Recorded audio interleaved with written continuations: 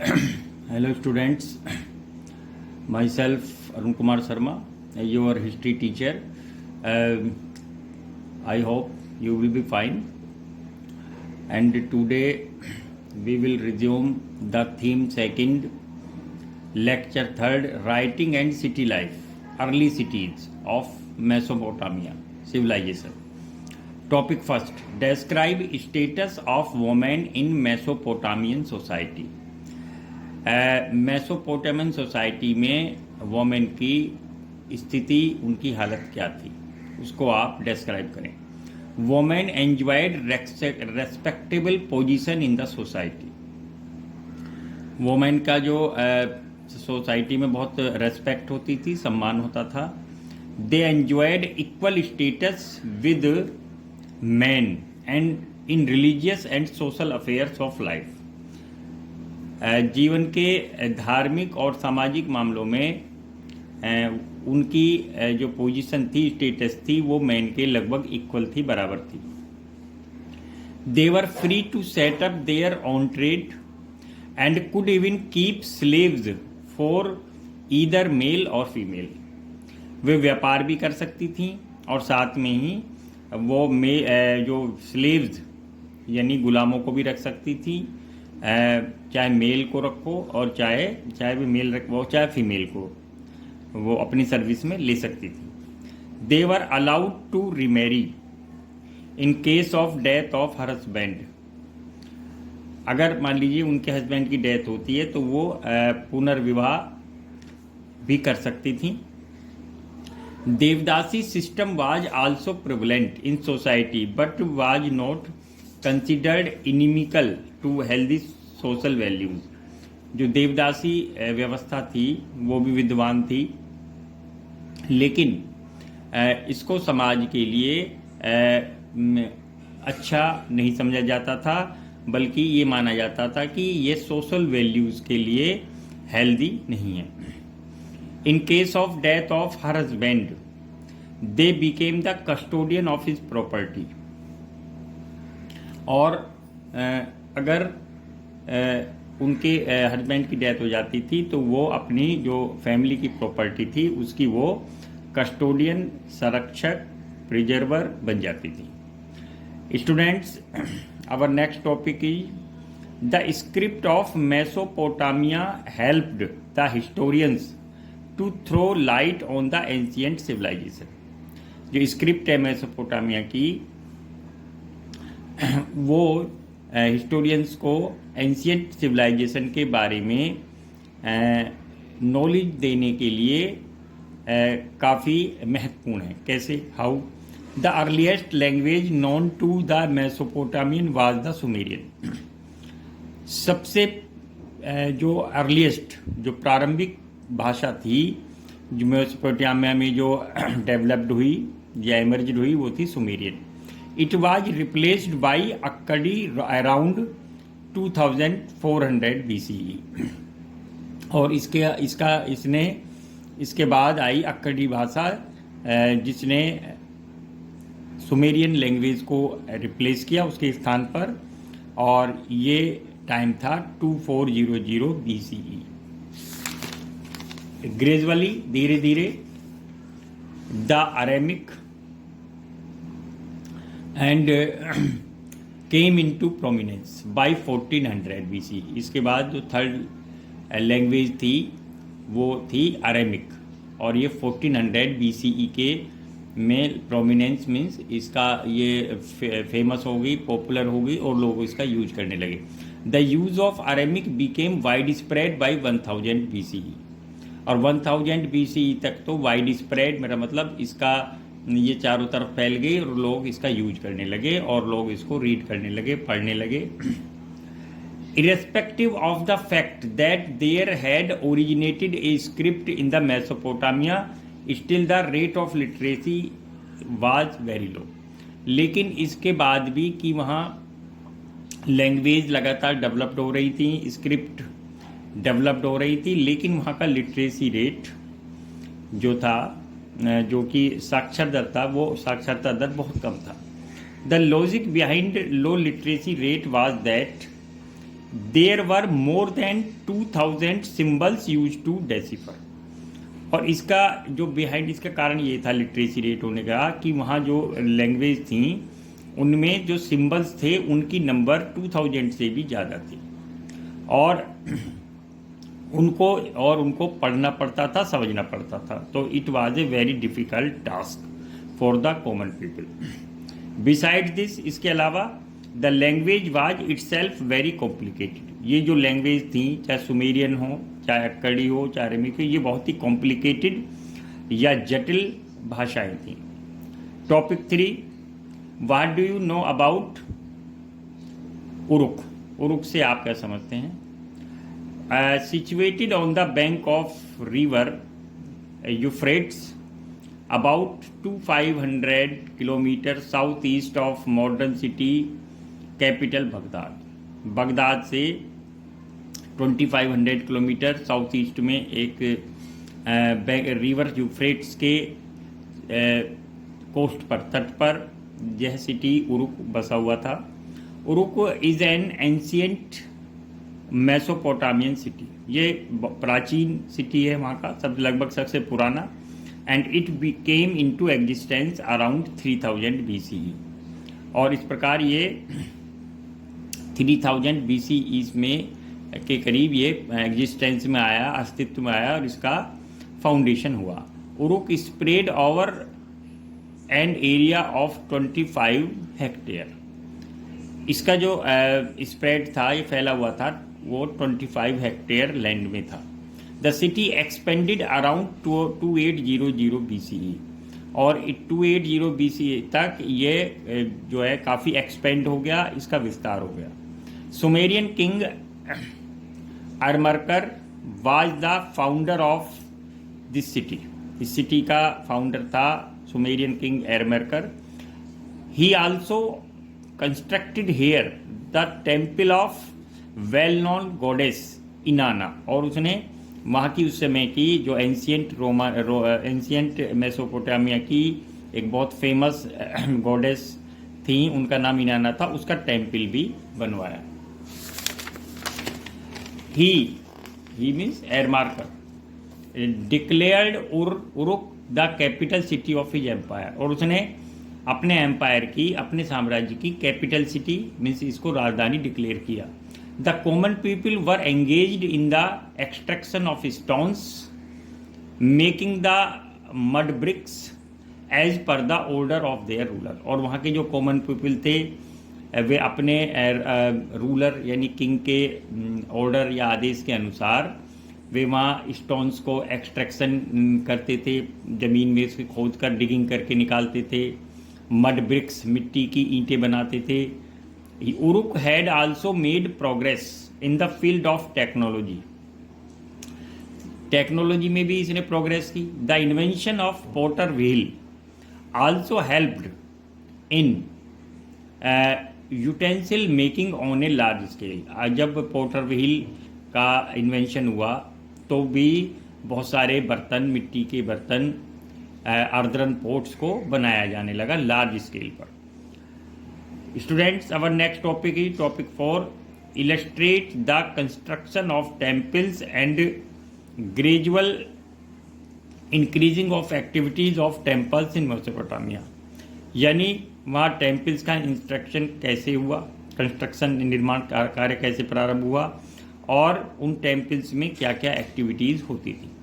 Mesopotamian temples have played a significant role in the history of Mesopotamia. Mesopotamia के इतिहास में Mesopotamian temples की बहुत बड़ी महत्वपूर्ण इम्पोर्टेंट भूमिका रही है। Peoples constructed temples and dedicated them to their different god and goddess. लोग टेम्पल्स को कंस्ट्रक्ट करते थे और फिर उनको डेडिकेटेड मीन्स समर्पित करते थे अपने गॉड्स को, देवी और देवताओं के नाम पर उसको समर्पित किया जाता था। यानी ये माना जाता था कि ये इस गॉड का टेम्पल है, ये दूसरा उस गॉडेस का है। Their temples were dedicated to Nanna, Anu, इनकी एंड इनाना, ये जो जितने भी नेम है, the all these names are the famous gods and goddess of Mesopotamian people. Besides these 4 deities, इन 4 देवताओं के अलावा each town had its own deity, अलग अलग शहरों के, अलग अलग नगरों के अपने भी देवता होते थे। Who was considered to be the protector of respective town, और जो क्या करते थे, कंसिडर करते थे to be the protector of respective town, और इस प्रकार ये माना जाता था कि ये देवता इस शहर की रक्षक करते हैं, प्रोटेक्टर हैं। Temples of early Mesopotamia were comparatively smaller in size, लेकिन जो अर्ली मेसोपोटामियन टेम्पल थे वो बहुत छोटे होते थे अपने साइज में, आकार में।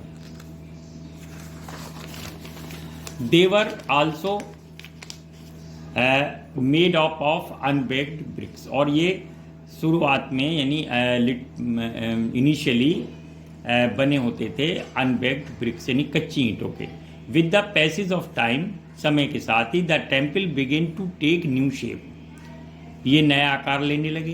There importance and size began to increase, और इनका इम्पोर्टेंस और साइज दोनों ही इंक्रीज होने लगे। They use to build their temples on the hill tops because they believed that god deities dwell on the hill.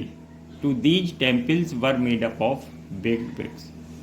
अब इनके मोस्टली जो temple हैं वो बने हुए हैं हिल टॉप पर, यानी पहाड़ियों की पीक पर, चोटियों पर, क्योंकि ये लोग ये बिलीव करते थे कि जो गॉड है या गॉडेस है, ड्वेल का मतलब वो निवास करते हैं, रहते हैं हिल टॉप पर, यानी ऊंची पहाड़ी पर। जितनी ऊंची पहाड़ी होगी उस पर ही गॉड या गॉडेस का ड्वेल होगा, रेजिडेंस होगा, इसलिए ये वहाँ मंदिर बनाते थे। लेकिन अब ये मंदिर बनने लगे बेक्ड ब्रिक्स से, यानी पकी हुई ईंटों से। Topic 5, what factor suggest that उर वाज एन अनप्लान्ड सिटी, कौन से फैक्टर हमें बताते हैं कि जो उर है वो एक अनप्लान्ड सिटी था। He was Ur was an unplanned city because, इसलिए था because excavation here reveals that people use to throw domestic garbage in the street, क्योंकि जो एक्सकवेशन से जब यहाँ की डिगिंग हुई, एक्सकवेशन हुई, तो ये इससे रिवील्स हुआ, ये प्रकट हुआ, ये हमें नॉलेज हुई कि यहाँ के लोग जो अपना डोमेस्टिक गार्बेज था वो स्ट्रीट यानी सड़कों पर या गलियों में डालते थे। As a result of this, और इसका रिजल्ट क्या हुआ, the level of streets begin to increase, लगातार स्ट्रीट्स का जो लेवल था या जो सड़कें थीं वो इंक्रीज होने लगी, उनका level. Holders had to raise the level of their house for proper arrangement of light inside the rooms, इस प्रकार जो घरों के मालिक थे वे भी अपने घरों को का लेवल इसलिए ऊंचा करने लगे क्योंकि उनमें प्रॉपर लाइट ठीक से जा सके। It was made possible through doors rather than Windows, लेकिन वहाँ किसी भी घर में कोई विंडो नहीं होती थी और वो सिर्फ डोर्स का ही यूज करते थे। Several superstitious beliefs were also prevalent, वहाँ कई विश्वास विद्यमान थे among the people regarding their houses under consideration, यानी वहाँ इतने सुपरस्टिशंस लोग में मौजूद थे, इतने अंधविश्वास थे कि वे लोगों को ये अब हम ये सोचना पड़ता है कि काफ़ी सुपरस्टिशंस वहाँ मौजूद थे। फॉर एग्जाम्पल, उदाहरण के लिए, they raised threshold of a house that brought prosperity, वे थ्रेशहोल्ड मीन्स गेट, द्वार, ड्योडी, of a house that brought prosperity, यानी अगर वे रेज करते हैं, बड़ा दरवाज़ा लगते हैं तो ये उनकी प्रॉस्पेरिटी के लिए बहुत बेनिफिशियल होगा। दे believed that the first door that did not open towards another house was good and प्रेजवर्दी, उन्होंने कहा कि उनका जो फर्स्ट डोर है जो पहला दरवाज़ा है वो किसी भी सामने के घर के सामने के दरवाजे के सामने नहीं खुलना चाहिए, और इसको वहाँ प्रेजवर्दी प्रशंसा योग्य माना जाता था। In case the door open outward, अगर मान लीजिए इनका गेट बाहर की तरफ किसी गेट के सामने खुलता था, it is believe that there strained relations between husband and wife residing in it. इसका मतलब ये होगा कि उस परिवार में जो हस्बैंड वाइफ हैं उनके जो रिलेशन है वो बेटर नहीं होंगे और उनमें कहीं ना कहीं टेंशन रहेगी। Topic 6, how did the amalgamation of different castes and communities give birth a new civilisation. यानी जो वहाँ डिफरेंट कास्ट थी, कम्युनिटीज थी, उनके एमालगमेशन को मतलब मिश्रण से एक नई सिविलाइजेशन का जन्म हुआ। आप इसे प्रूव करिए। 1, मारी was an important city of ancient Mesopotamia. मारी भी एक बहुत इम्पोर्टेंट सिटी था एंशियंट मेसोपोटामिया में। The city regained it's ancient Splendor in 2000 BCE when Amorite dynasty declared her it's capital. और इसको प्रोमिनेंस कब मिली, स्प्लेंडर वैभव कब मिला, जब वहाँ एमोराइट डायनेस्टी पावर में आई और उन्होंने मारी को अपनी कैपिटल डिक्लेयर किया। It was again destroyed during Hammurabi invasion in 1759 BCE में इसको आक्रमण करके फिर से इसको नष्ट कर दिया गया। The people living here were agriculturist and pastoralist. यहाँ के जो लोग कौन थे, किसान और चरवाहे। They belong to various communities, जैसे अलग अलग कम्युनिटी से बिलोंग करते थे, Akkadi, Amorite, Assyrian and Armenian. The king belong to Amorite community, जबकि किंग जो बिलोंग करता था एमोराइट कम्युनिटी को। The entire Amorite community had different dress code, और इनके जो ड्रेस कोड थे वो अलग अलग थे as compare to other community. यानी जो एमोराइट जो कम्युनिटी थी, समुदाय था, उनकी जो ड्रेस कोड या पोशाक होती थी बाकी कम्युनिटीज से वो अलग होती थी, डिफरेंट होती थी। The king of Mari built a magnificent temples at Mari dedicated to the deity known as Dagans. इस प्रकार जो किंग था मारी का, उसने एक टेम्पल बनवाया, एक शानदार भव्य टेम्पल बनवाया अपने डेटी, जिसको डैगन्स के नाम से जाने जाते था, उनके नाम से बनवाया। Students, following are some questions, please write these questions on your notebook. Describe status of women in Mesopotamian society. Long. The script of Mesopotamia helped the historians to throw light on this ancient civilization. Long. What do you know about Uruk? Long. Illustrate the construction of temples and gradual increasing of activities of temples in Mesopotamia. Long. What factor suggests that Ur was an unplanned city? Long.